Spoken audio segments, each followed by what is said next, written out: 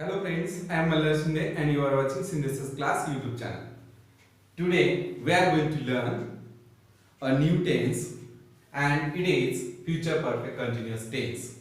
Future perfect continuous tense means चालू पूर्ण भविष्यकाळ. It means चालू अपूर्ण भविष्यकाळ in Marathi.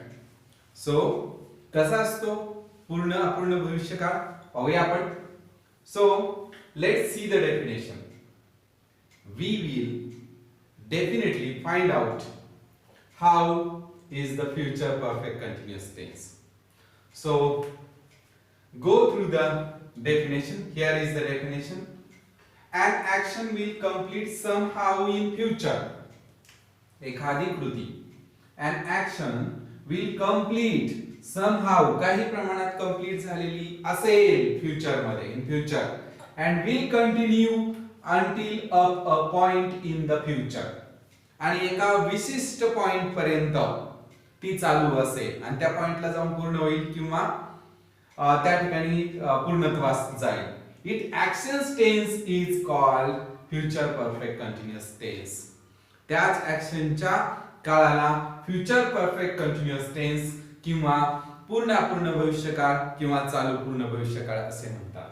म्हणजे मित्रांनो काय तर एक ऍक्शन आहे ती काही प्रमाणात भविष्यात पूर्ण होणार असेल आणि त्याच्यानंतर ती चालू असेल आणि पुन्हा एका विशिष्ट पॉइंट पर्यंत जाईल आणि पूर्ण होईल. ह्या सगळ्या गोष्टी भविष्यात घडणार आहेत. एक ऍक्शन काही प्रमाणात भविष्यात पूर्ण होईल, ती पुन्हा क्रिया चालू असेल आणि त्याच्यानंतर एका विशिष्ट पॉइंट पर्यंत जाईल, विशिष्ट वेळेपर्यंत जाईल आणि तेव्हा ती पूर्ण होईल.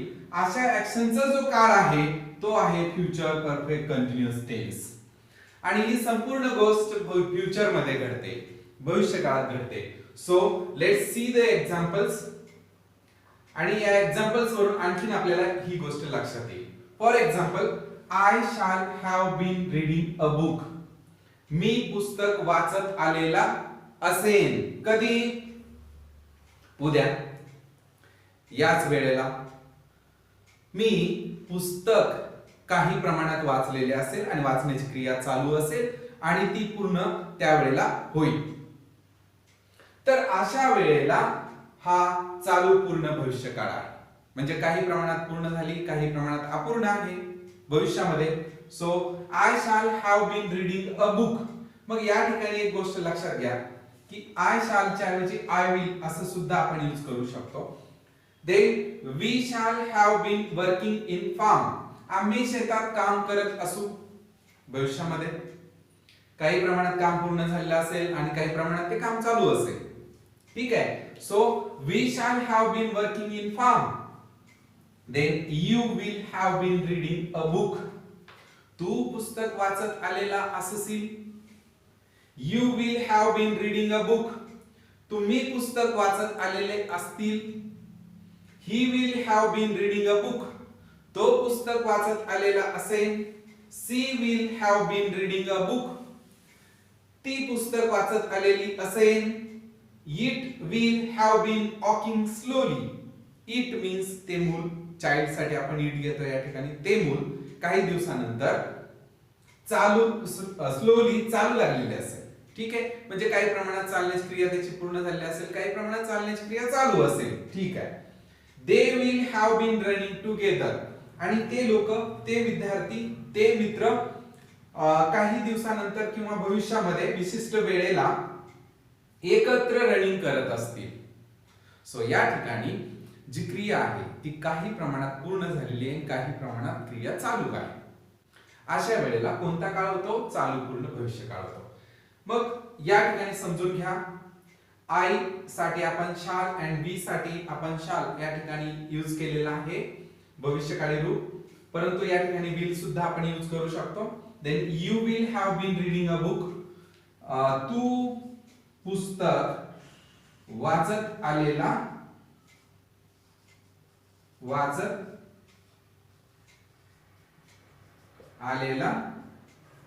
असशील.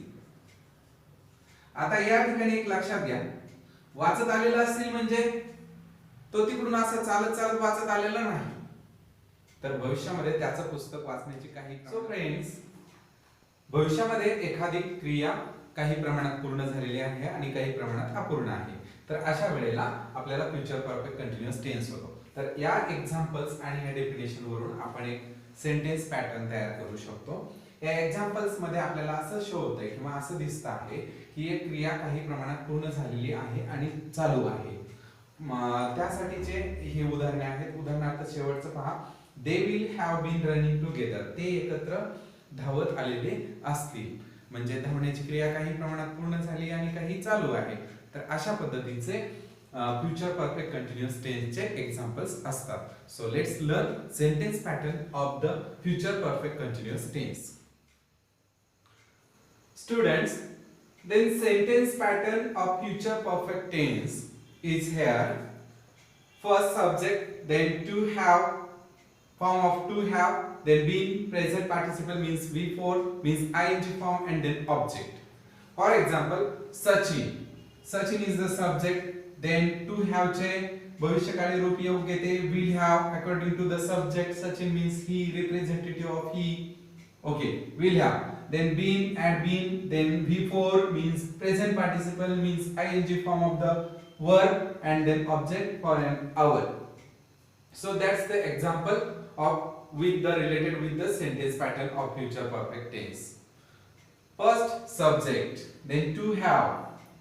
To have चे भविष्यकाळी रूप according to the subject, then being, present participle means before, and then object. Okay, then second rule is here, after the to have or after the subject,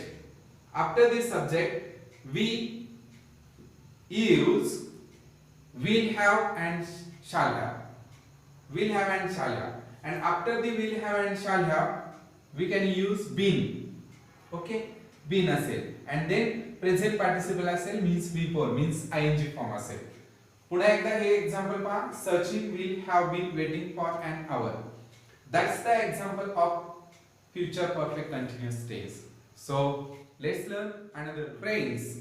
Now we should frame verbal questions and WH questions, also negative sentences, in the future perfect continuous tense. How can that?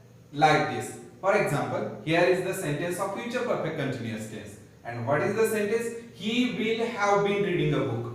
That's the sentence. He will have been reading a book. Now we should frame verbal questions, WH questions, and negative sentence in the future perfect continuous tense. Okay, so verbal question, will have been reading a book.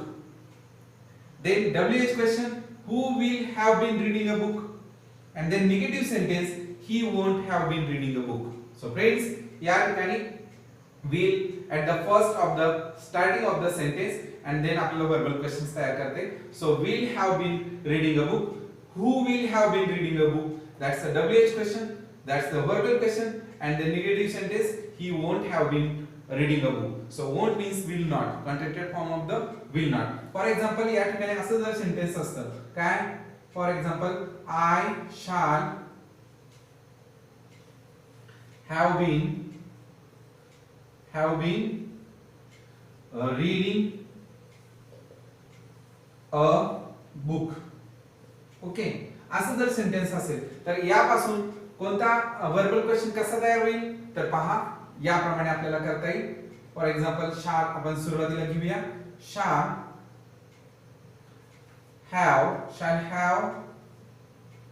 shall have I been reading a book like this. याप्रमाणे आपल्याला verbal question करता येईल. आता याचाच WH question कसा करता येईल आपल्याला तर या ठिकाणी घेता येईल आपल्याला who shall have been reading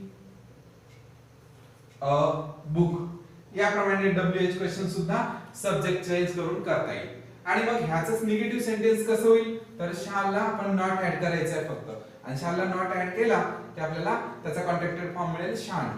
so या ठिकाणी I shan't have been काय आहे भविष्यकाळी रूप आहे according to the subject. I shan't have been